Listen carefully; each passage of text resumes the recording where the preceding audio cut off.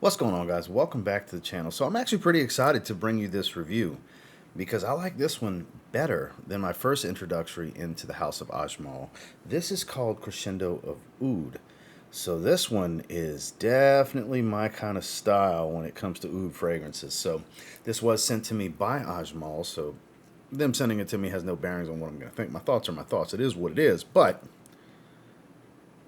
I'm pretty into this one. I'm not going to sit here and act like I'm not. And then at the end of the video, we do have a full unopened bottle that we'll be giving away to one lucky winner also. So let's get into it. Stay tuned.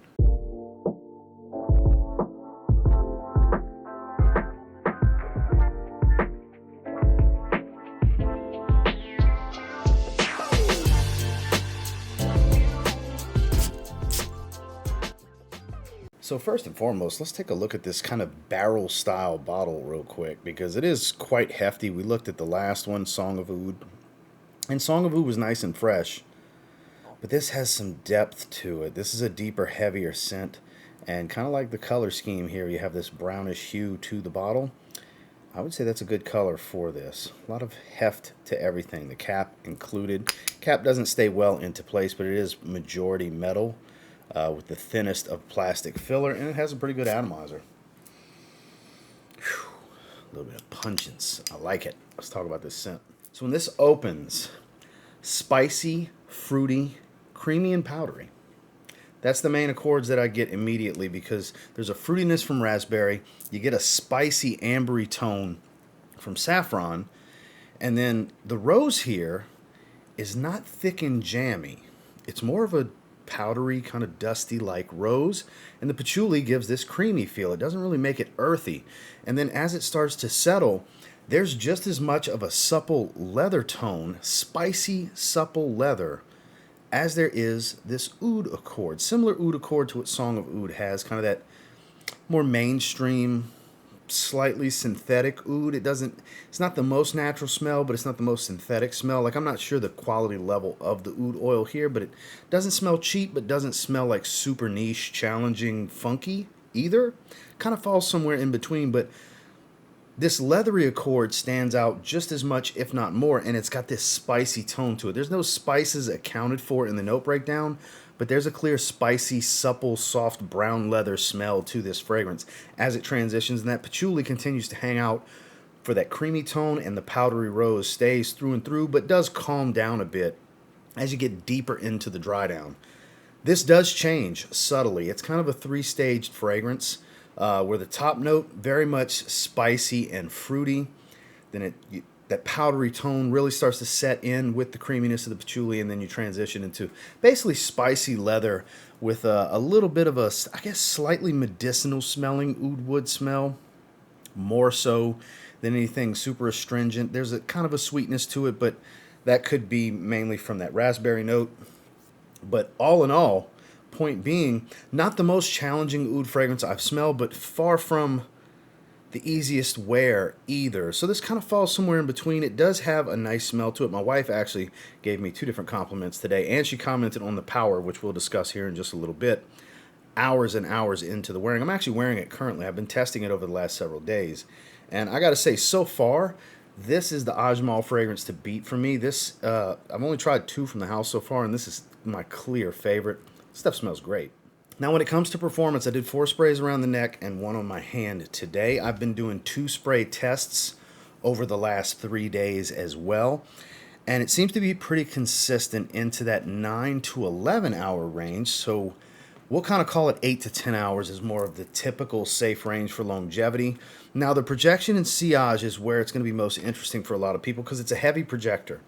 Even at the 2 spray tests that I've been doing, it's all I smell. It's been filling the room kind of because the sillage doesn't lose much from the projection. Because in the 2 to 3 hour range, you're getting beyond arm's reach kind of projection. At least I do on my skin. And then when the sillage calms down, it's on the moderate to heavy side where it's constantly reminding me it's there. I don't go anosmic to this one easily. I pretty much smell it the entire time it's on my skin. I've never experienced what a true faded skin scent is with this. I've taken showers by that time. By the 11-hour mark at the latest, I've taken a shower to wash it off, basically. So it's pretty beastly across the board. It's not the strongest fragrance I own. I wouldn't even put this in the top 5 strongest fragrances I own, but it's definitely up there with some of the most beastly, powerful fragrances on that wall full of 1,500 plus fragrances that I have. So if you're looking for a powerhouse, that's a very pleasurable, not all that animalic, sweet, spicy, kind of slight animalic, but more so a sweet, spicy, powdery type of oud fragrance, you'll probably like this because it's definitely got the power most people are looking for. Final thoughts on Crescendo of Oud. Pretty impressed by this one. It doesn't remind me of any specific fragrance. It reminds me of a style. I mean, oud rose, there's tons of them out there, especially with patchouli, with fruitiness like raspberry, some with leather, some without, some with spices. So it's been done before. It's pretty much a style and a genre. It's not necessarily specific to it smelling like any one or two fragrances. But the quality here comes across pretty well. Doesn't smell super synthetic and cheap to me. I wouldn't call it the highest level of luxury niche, but I definitely wouldn't call it synthetic designer level either. Kind of falls kind of on that higher end of designer, maybe lower end of niche, I would say, maybe even mid-level for neat, like the kind of quality expectation, basically. Performance is phenomenal and never really becomes too obnoxious for me for as strong as it is, because sometimes I don't want them crazy strong. And this one's up there. I appreciate this one. I think it's a great fragrance at 8.5 out of 10. I think that's the right rating for this one based on the categories and the way it shakes out from scent to longevity, projection, and sillage, wearability, versatility. This is a fragrance that I would recommend for fall and winter. Totally fine during the day. I've been wearing it during the day, but I would say better suited for the evenings, special occasions, things like that. But if you like this style, you can wear it for whatever casually. I've been wearing it casually.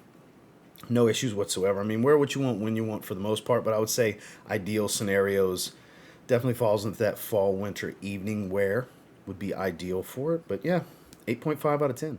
Now on to this giveaway. So this is going to be eligible for Continental United States subscribers only. So what you have to do here is like this video, subscribe to TLTG Reviews, and comment down below Crescendo of Oud. I'll have it on screen. No need to put TLTG like typical for my giveaways. Just put the name of the fragrance. You can put Ajmal if you want to. It doesn't matter. I'm going to, in the random comment picker, I'll just put Crescendo of Oud, name of fragrance. I'll leave this open for roughly a week, maybe a little bit longer, 7, 8-ish days, roughly. Then I will close the giveaway. I will pin the winning comment, which only I, as the channel owner and operator, can do. I will heart the winner's comment, which only I can do. And I'll reply asking the winner to email me personally so I can verify identity and set up shipping, and somebody's going to win this. Don't fall victim to any of those scam accounts trying to get you over to Telegram and so on. This channel and account is verified. You will see my name, channel name highlighted with the check next to it. If you're unsure, you can always click the profile, and if it's not me, it won't bring you to the TLTG Reviews channel page. So don't get scammed by those profiles.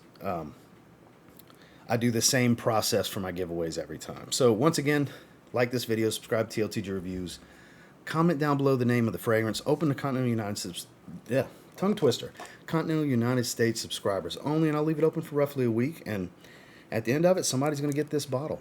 And I appreciate you guys watching, and until next time, I will say if you get your hands on Crescendo of Oud from Ajmal and you give it a spray now, I think there's a pretty good chance you might thank me later. Good luck in the giveaway. Have a good one.